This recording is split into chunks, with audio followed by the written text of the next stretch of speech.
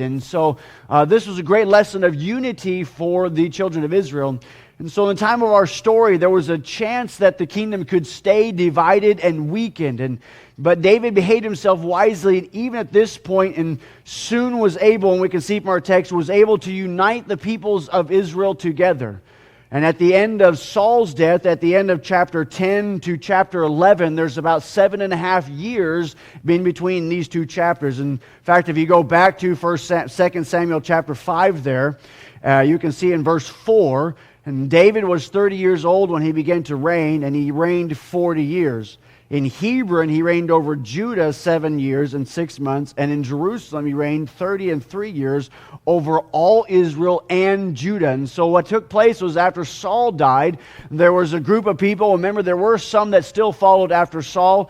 And so rather than at that time, at the death of Saul, to make him the king at that time, there was a division within the people. All the northern tribes of Israel, they went after Ishbosheth, Saul's son that was not killed, and he became the king of the northern tribes of Israel. And so for the next 7.5 years, David was the king of Judah and Benjamin. And so they were here, and there was a divided kingdom. But when you have a divided kingdom, you can't accomplish what you need to accomplish. You're not as strong as what you could be. And so God brings this event together to bring these two together. And so after about 7.5 years, Ishbosheth is assassinated, and his commander Abner is killed. And so now David is only 30 years old, and a lot has happened. Remember, you think all the way back to when David and Goliath and the things that took place in David and Goliath's time, and that was probably when he was about 15 or 16 years, and so he's had some time to mature, he's had some time to grow up, and so now he's only 30 years old, and he's still young. In our terms, he was still a young man, and understanding in these days, 30 years old was pretty old. The lifespan in these times weren't near like they are today in our world today. And just do some simple math.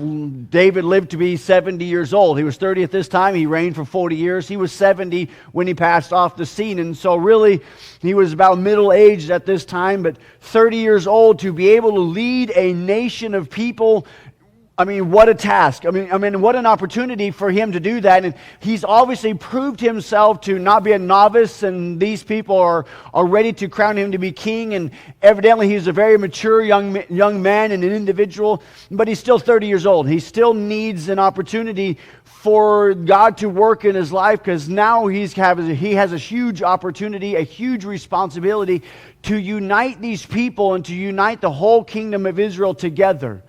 And so the northern tribes, after the death of Ishbosheth, the king, I practice that all day long, Ishbosheth, and Microsoft Word doesn't like that word. It's spelled incorrectly, and it kept having a cow. You need to correct that word, but it is correct. But Ishbosheth, after he died. And so David's now 30 years old. And so our text will explain that those from the northern tribes came down, and they met together with those from Judah, and they met there in Hebron, which at the time was the capital of the kingdom of the southern tribes in Judah and Benjamin. And they came to meet with them, and this huge army would come down to help him. And different commentators would agree that there were at least 300,000 soldiers that came to make this thing real. And so if that kind of proves the sincerity and the seriousness of what they're trying to accomplish. If there were those that were going to be dissenters, if there were those that were going to try to doubt it, if there were those that were going to try to keep it divided, they had 300 soldiers that were going to keep the peace and keep this together and lead it together. And so David understands that this is going to be a huge, monumental task to be able to keep these folks united and to be able to have a kingdom that God can really use and God can really be pleased with. And so he understands that there's some things that take place. And so as we read from the text tonight, the need for unity and the need for a oneness in a church or in a group of people is still the same. There's still the same responsibility.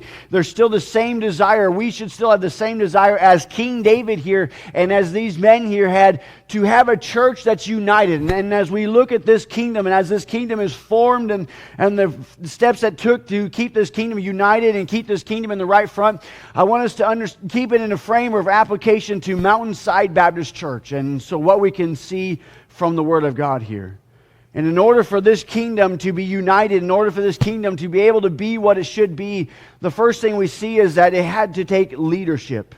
And we can see from our text here that all Israel gathered themselves in verse 1 to David unto Hebron, saying, Behold, we are thy bone and thy flesh. And moreover, in time past, even when Saul was king, thou wast he that leddest out and broughtest in Israel. And the Lord thy God said unto thee, Thou shalt feed my people Israel, and thou shalt be ruler over my people Israel. And they understood, first of all, in order to have a good unified unit, or do not have a unified country, it really took some leadership. Every great work of God requires people to obey God's call and to step up and be the leaders, of the church, or be the leader of a group of people or an organization. There always requires leadership. If you want to have a corporation, if you want to have a big corporation or even a small business, somebody has to be in charge. There has to be at least one to be the leader. And here for David, they understood that in order for us to have a united people, united kingdom, we must have a leader. And so imagine the northern tribes. Ishbosheth was pretty much the only surviving family of the kingdom of Saul and his family. And after he's assassinated, who are they going to turn to? Where are they going to go? Abner is killed, and so they have no commander of their armies. They have no king. And so obviously it pulls toward David, and they begin to think about David and, man, what was he able to do and the things that he did, and we remember all that he did within the kingdom of Saul. And David had a close bond here with these folks, and when you read here in verse 1, they are my bone and my flesh. He was a Jew, yes, and he was from the tribe of Israel, yes, but what they were saying as a unit, as a big giant family, we could say, David was as if he was flesh and blood to all of us. And we can think about our family, and we can think about all that we will do for our family. But then we can probably even think of friends that are so close to us that they're family with us. And we can think about those that if we didn't know any difference, they were also our family with us. And we all have those. And my best friend, I'm probably pretty much so close to my best friend, it's almost like he could be my very brother.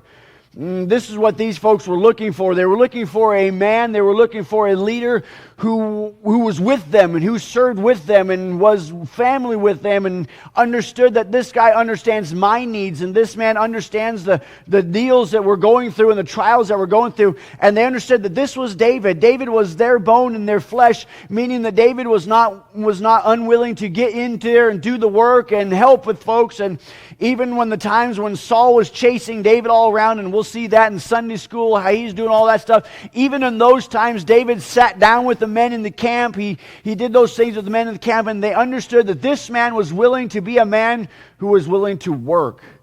And he was viewed as a worthy leader. Here we can see there, they understood he was definitely not a novice. In verse 2 there, that was he that led us out and brought us in. I mean, even as we can see, of course, we know that, especially from our Sunday study in Sunday school, that God had already transferred from Saul over to King David. But even when King David was serving under Saul and serving in his reign, everybody's hearts and they're already turning toward him. He was already leading them. And they acknowledge this in verse 2 that, when King Saul was king, you were still king. I mean, you were leading the people, you were doing the work, and so we know that you have the ability to lead.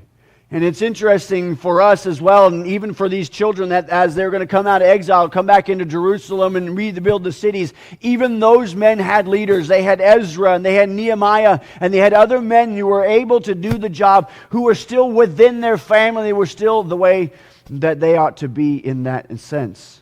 And even here at Mountainside Baptist Church, the Lord has called Miss Oster and I to be the pastor of this church. But even more than that, I consider everybody just family. I consider everyone here as family, and I hope everyone could understand that even here, I'll work as hard as everyone else would work and do the same things that anybody else would do. In fact, my wife said I'm not allowed to. I climbed the ladder the other day and almost killed myself trying to get chairs down out of there. And they're like, you got to stop doing that. I mean, it's just a little bit of blood, right? It doesn't really matter.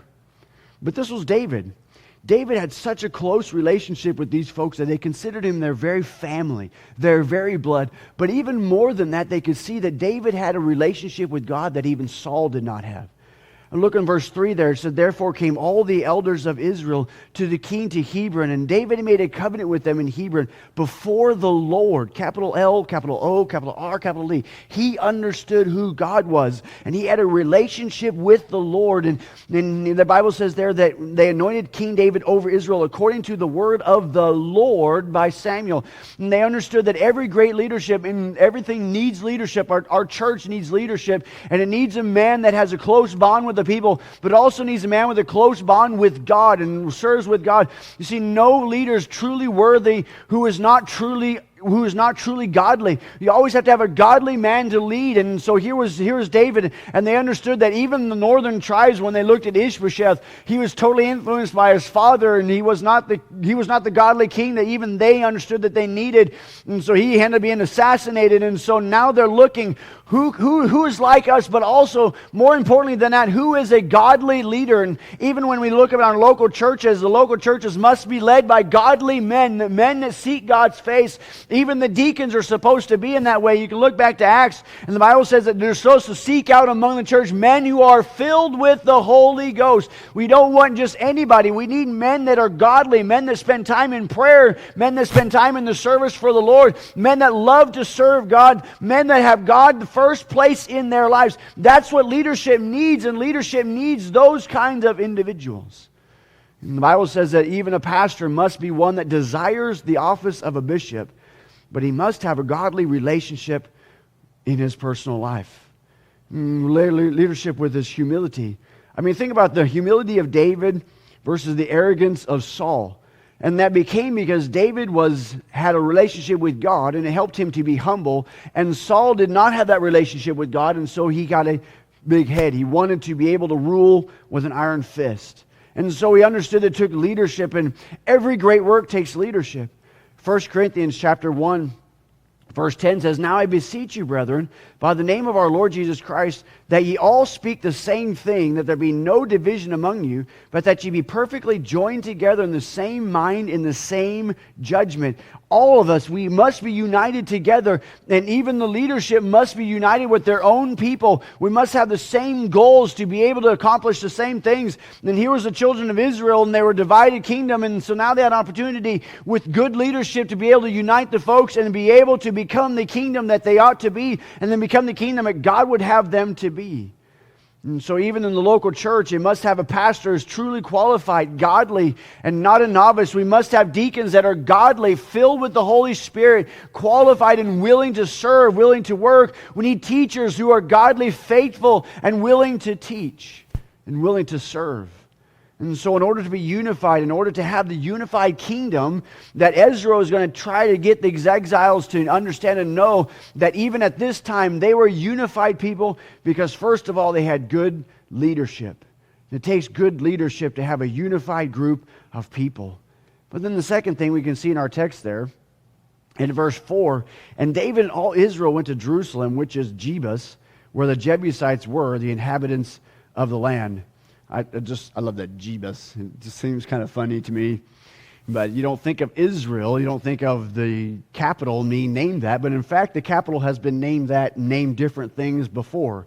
At this current time, before David decides, now they've already anointed him king, he's crowned king, at the end of verse 7, and so now he goes to this new city, this city that is going to be a neutral city, that is a city that would be accepted by the northern tribes, would be accepted by the southern tribes, and we can see back in 2 Samuel chapter 5 that he was the king in Hebron, which was to be the capital of the southern tribes, but David understood that if I'm going to be a good leader, I don't want to just keep my kingdom right where I'm currently at. It has to be a place where it can be some place where we can unite all the people together. If he kept it in Hebron, the northern tribes would be like, well, I mean, he's going to keep it right where he's at. He's kind of just going to keep it right there, and that would not be a good leadership for him, and so he wants to move it. In verse 6 of 2 Samuel chapter 5, "And the king and his men went to Jerusalem unto the Jebusites, the inhabitants of the land." So we know that Jebus is Jerusalem. It just wasn't called that yet. And so it actually been called something different. In the time of Abraham in Genesis, this same city would have been called Salem and was under control of Melchizedek. And it was not conquered in the taking of the promised land, so therefore it was never called Jerusalem until now. Judah couldn't do it, nor Benjamin couldn't do it. You read back to Joshua. I won't take time to look at it, but Joshua chapter 15, verse 63, and Judges chapter 1 and 20, and then Judges 19 and 10 list these as Jebus, because the children of Israel went into the promised land, and they didn't accomplish the job that they were supposed to do. They were not able to drive out the land and drive out the inhabitants of the land, and so it remained Jebus until this point. Until this point, it became Jerusalem. And so David understood that in order to be a good leadership, it takes leadership to have a unified people, but it also takes a vision. And David looked and he saw that we need to have a place where all of us can come together and have a city that can be the capital, where we can all have a place that we can all have a local place where we can establish together and to be able to serve together. And just like God's people today needs a local church. We need a place that is established together. We don't believe in the universal church where we're just all God's children and we're just all one big giant church. No. God established local churches. He established places for God's people to meet and God's people to worship together. And there is a local church 10 miles from here, there's a local church here, there's a local church in Africa, there's a local church in all these different places. We're not part of a universal church. We're not just out here all in God's church. No. God says, I'm going to create places and I'm going to establish places where God's people can meet together in one local visible spot where people can come and hear the word of God. And so David understand that even at this time, we need one local place. Where can we meet together where people can come and do business and people can come and serve God and people can come and be a part of this kingdom? And so he chooses the city of Jebus, which is going to be Jerusalem. But it wasn't going to be an easy task. Normally, people that are going to be conquered don't usually let people just kind of walk in and say, "Hey, you want the place?" Yes. Actually, Jerusalem was in a very strategic place on a hill, and it's surrounded by valleys on three sides. And Jerusalem had very high, thick walls. It had its own water supply. There was a river that goes close by Jerusalem, and from that they were able to draw a pipeline and draw a line into the city. So it was virtually impenetrable. It had never been conquered before, and even when Judah had come into the promised land, and even when the tribe of Benjamin came into the promised land, those two great nations, those two groups of people could never conquer the children of these Jebusites. They could never do it, but David understood this is where God would have us to be, and this is where it's going to take place. And the job was not going to be an easy job. In fact, in 2 Samuel chapter 5, I love what it says there in verse 6. And the king and his men went to Jerusalem unto the Jebusites, the inhabitants of the land, which spake unto David, saying, Except thou take away the blind and the lame, thou shalt not come in hither, thinking, David cannot come in hither. Nevertheless, David took the stronghold of Zion, the same is the city of David. In fact, the people there were so arrogant of themselves and it had never been conquered before that the people bragged that it could not be taken. And they used what David disliked to taunt him. I mean, if you look there on the bottom, now, and if you'll notice, this is humorous, is at least humorous to me. Everybody has their quirks and they don't make sense to different people, but everybody has their quirks. If you look back there, back into the text, in verse 8, And David said on that day, Whosoever getteth up to the gutter and smiteth the Jebusites, and the lame and blind that are hated of David's soul, he shall be chief captain. I mean, did y'all read that? I mean, this is interesting. The Jebusites knew David, and they knew what he didn't like. What did David didn't like? He didn't like blind and halt people. That just kind of shows this is a normal guy. All of us have something that drive us crazy, right? For David, it was blind and halt people. So this is what they did. Wow, all these blind and halt people that you don't like, they can defend our city. And as long as they're in here, David, you won't come into here because David doesn't like it. If you read from the text there that once David became king of Israel, the people knew that he didn't like that. And so not one lame or halt person came into the castle. Read it in there. It's pretty interesting. It's just the very next verse in 1st and 2nd Samuel. They weren't allowed to come in there. But then here's the interesting thing. The last surviving son of Saul was lame. It was halt. And David let him live in the castle and took care of him. So evidently David had a hang-up here about blind and lame people. But he was able to overcome that. He was able to overcome that. It's pretty interesting. As I was reading that, they're trash talking him, saying that you can't even conquer our city because our lame and halt guys can hold you back. Knowing that David didn't even like those kind of things, it's kind of interesting to me. It may not have been interesting to anybody in here, but you learn something new every day. I didn't know until this point when I was doing this Bible study that David didn't like blind people. Who would have known? But David did not like them. It was just something that David didn't like. But the job was not going to be easy. Irregardless of this event taking place, the job was not going to be easy. And so David understood, and he says one thing to there in verse 8, that whoever can take it and conquer it would be the chief captain of his new armies. The Bible says in verse 8 of 2 Samuel chapter 5, whosoever getteth up the gutter and smiteth the Jebusites, the lame and the blind that are hated of David's soul. And he put a call out there, and it takes a unified group of people to accomplish a vision. David put it out there, and he put it out that we need to conquer this city. It's not going to be easy to conquer this city. It's not going to be easy to put away the attitude of the Jebusites with their arrogance and their ability to say, hey, no, we don't want to do what you want to do, and we want to do our own thing, and you can't conquer us. No, we need to put all of those aside, and we need to be unified, even if it's going to be a difficult job. 2 Corinthians chapter 13, verse 11 says, finally, brethren, farewell. Be perfect. Be of good comfort. Be of one mind. Live in peace, and the love of God and peace shall be with you. Even if it's not easy, it needs to be done. And take on the challenge done before the Lord. Think about this. It may not be easy to grow a church in Surprise, Arizona, but the job's still got to get done. And it takes unified people to get that done.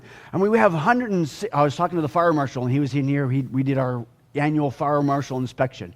We got to change all the batteries in these things because evidently they don't work. And he only tried one of them. So he said the rest of them could work. You just need to try them because he tried one and it didn't work. So these might work. And we got to reinspect the deals. But he said that we also have to put up a certificate of occupant. How many people can be in here at one time? On the wall out there. It's got to be out there somewhere.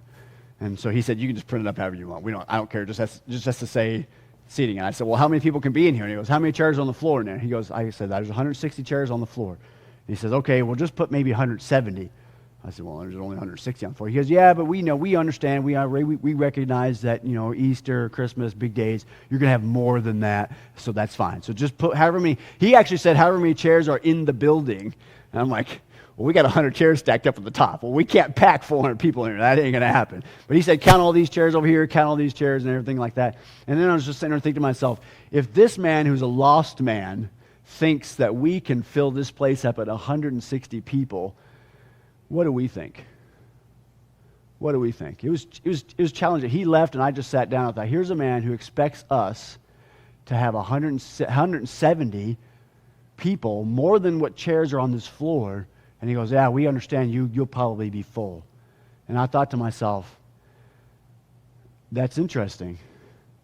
We ought to be unified and be thinking, yeah, we could fill all these chairs up. It's not going to be easy, but it's a job that could be done. I mean, think about David. I mean, here's a city that's never been penetrated before. It's never been conquered before. There's only one little way in the city, and it's through this little gutter tube that's going to be able to get in. And evidently, David thought about it. He's had 7.5 years to think this plan through, and nobody else ever thought about it before. But it's a really hard thing. But you got to understand. I wonder how many other people thought about it. If we just go through that tube, we could get it done. I mean, it's going to be a hard job. It may be a difficult job, but this is the job that God's given to us to do, and even for here. And think about the children that are coming back from the exile. There's a job to do, and it takes a unified people. It may be a hard thing to do, but it can still be something that is done. And we ought to take on those challenges before the Lord. And it may not be easy. I mean, think about it. Joab crawled through a gutter with a whole bunch of other men to conquer this city. How nasty must that gutter have been? Because that was the gutter for the water that comes into the city, and they're getting their water, but they didn't have nice filtration systems like we had nowadays. So they're crawling through this mud to get into the city to be able to conquer this city. And it may be hard. And so as I was thinking about that, God said, well, okay, Brother Oster, what are you looking at in this church? You're the leader. So I wrote 5 things down that I really believe God would have us to do here at this church. Just 5. Now, there could be more. First one is I would like for God to be giving us an average of 70 by the end of this year. Wouldn't that be an awesome thing? We've hit 64 since I've been here. And we had 57 on Sunday. It didn't look like 57 because we got all the bus kids and we got everybody out there. But we had 57 people on Sunday. That's only 13 more people on an average. And I thought to myself, it can be done. I remember when we took Central Park Baptist Church, our first youth department, they had 8 kids in there. They had no chairs. They had these old raggedy chairs in there, and kids were just kind of blah. The chairs were nasty. And so I went to Brother White, and I said, Brother White, we need new chairs up there. It's just terrible. I said, there's only like 12 chairs up there, and we only got like 8 kids. And he says, if you'll average 20 kids a week, I'll go buy you 25 chairs. And he said, you had to do it for a month. And so for a month, we challenged the teenagers, and when they just looked around like 20 chairs, in a month and a half, we had brand new chairs. And then went from there. It can be done. Just what's our vision? It may be hard, but it can be done. Think about this. I would love to be able to double our missions. We get $15,000 on our budget, $15,000. Wouldn't it be great to do 30 or more? Double our missions.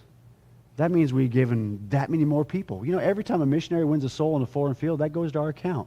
Someday we're going to go to heaven one day, and there's going to be somebody that gets saved from somewhere in the new places in Africa, Senegal, say, thank you for sending that missionary to win with Christ. Wouldn't we want to reach more folks for Jesus Christ?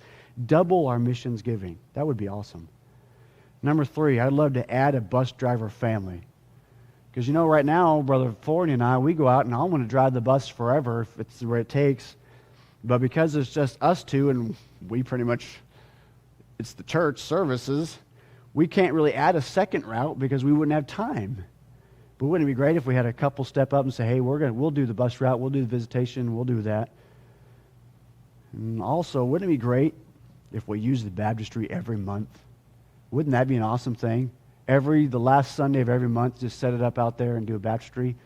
I mean, we're here in Phoenix. It's not like we're up in Flagstaff where half the year, it'd be freezing to death. We wouldn't have to do that. But wouldn't it be awesome if we used the baptistry every month? And I would love to have this. Wouldn't it be awesome if we had our own property and building? This is beautiful. This is awesome. This is not ours. This is not. At the end of our contract time, the owner of this could say, you know what, we want to do something else. And they're well within their purview to do so. But wouldn't that be awesome to have our own building? Wouldn't that be an awesome thing to do?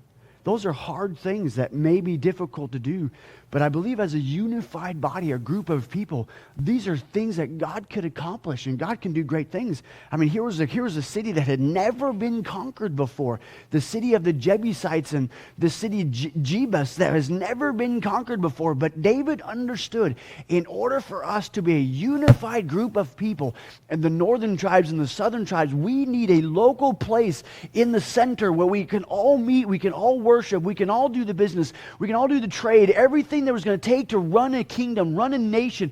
We need that. It's going to be hard, yes. Will it take some hard work? Yes. Did men die in this battle? It doesn't say, but no doubt it's a battle. It's a war. Somebody died for him. We understand that Joab, he survived. He went through. I'd imagine he went first. He did survive because he came the captain. And we're going to see starting next week all of the mighty men. And wow, some of the amazing things that they did of the mighty men of David. You did not want to mess with David's mighty men. They were some powerful men. But men died in this battle to conquer this city. But they understood that it's going to be a hard job. It's going to be a difficult job. But it is a job that can be done or should be done. And so we can see from our text there in verse 7 through 9 as we end, and David dwelt in the castle, therefore they called the city David. So we know that it was conquered. In verse 6 there in the text, so Joab the son of Zeruiah went up first and was chief. I mean, I love how 2 Samuel gives details about how he went in through the gutters, he went all that. 1 Chronicles, I imagine when Ezra was writing it, he won. He went, he conquered it. I mean, it's pretty simple, right? The job got done. And Joab became the captain of the guard. He became the top general to the nation of the Israelites and to David's armies. And he was obviously a mighty man of warrior because he wasn't listed as the 3 mightiest, but he was their leader. So he was a great, powerful man, and he got it done. But we can see thirdly from our text, in order to be unified, in order to accomplish great things for God, number one, it takes good leadership, it takes the right leadership. Second of all, it takes a good vision. Third of all, it takes teamwork. It takes teamwork. Here in our text, we can see all the way from 1 all the way through 9, David didn't do it on his own. David wasn't able to unify the people on his own. The people came to him. They worked together. It takes teamwork to be able to get the job done. And David worked in his sense, even here in our text, that David in verse 8, he built the city roundabout, even from Milo roundabout. And Joab repaired the rest of the city. You see, it takes leaders. Godly leaders are also working leaders. Here he was, David, and we can see in verse 2 that they said that you led the people in and out. They knew that David himself was a worker. David himself was a hard worker. And he proved it here in verse 8 that he went out and built the city. I can imagine, yes, he is the leader. He was commanding people, you build this, you do this, and you do this. And I understand probably in a sense at this time, he was in the supervisory part of the job, and he had men obviously that were going to do the job. But just knowing David's character, David was not just one that sat up in a chair and drank sun tea. I don't know if anybody here drinks sun tea. My mom drinks sun tea. Drinking sweet tea. I don't even like tea. Drinking Dr. Pepper. He was drinking Dr. Pepper with somebody fanning him there and saying, you missed a rock over there. I don't think that was David's kind of attitude. I believe David was right down with them. Just like when Nehemiah was building the wall, the Bible says that even Nehemiah, he was working just like everybody else. I mean, even Ezra, you can look through the Bible, book of Ezra, he was working right down with them. The leadership was working hard. But even also that Joab worked hard. He took care of the rest of the work. We can see from our text there that Joab repaired the rest of the city. The two men that were leading the nation of Israel at this time, David and Joab, both of these men got their hands dirty and got to the work of God. And Joab worked, and even in the New Testament, as the church was beginning to explode and the church was beginning to work, and the Bible says that the apostles got to the church and the church appointed deacons, but even then the apostles took care of the preaching and prayer, and the deacons took care of the needs and the widows in Acts chapter 6, verse 2 through 4, and all of them worked. They were all working to accomplish the task, and then the Bible says because of their hard work, the people themselves had everything together and everything in common, and they were selling their goods, and they were meeting each other's needs, and they were continuing to grow. And everyone needs a place that God can give a ministry. Think about it. If we have these visions, and you may have your own ideas, or you may be praying about your own things about the church, which is great. The idea is to grow the church and make Mountainside Baptist Church a greater lighthouse and a greater witness to Surprise area. And I don't know if you know this or not, but Surprise, the city itself's got some big plans to grow and to be a huge, huge city. Just look at the city limits that they're growing. And there's going to be a lot of work to be done. But we must be willing to work. And these folks must be willing to grow. These folks must, think about it. We must have a place to call your own and your own responsibilities. David, he did one side of the city, and Job had his side of the city, but they were still together. I can just imagine at the end of the day, as they were working, he was working, they got together and they compared notes and they said, where are you at in your job? Where are you at in your job? Do you need men? Do you need men? And they worked together to get the job done, and they worked together, and they all had their own responsibilities, but those own responsibilities all dovetailed together to accomplish the one need to grow and to unite the people of Israel. We must be willing to help others to grow. It says there in verse 9 at the end of our text there, so David waxed greater and greater, for the Lord of hosts was with him. He was not by himself. He had the group to help him get the job done.